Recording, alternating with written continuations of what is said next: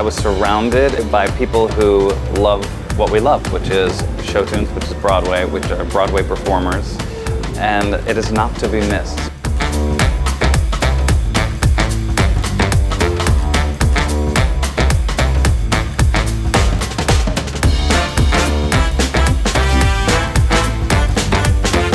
I would tell the fans they have to get on this ship. Oh, you gotta come next year.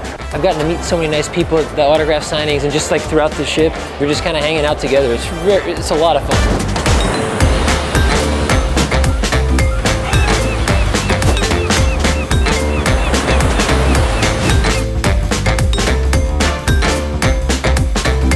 Those poor people on that boat over there do not have what we have.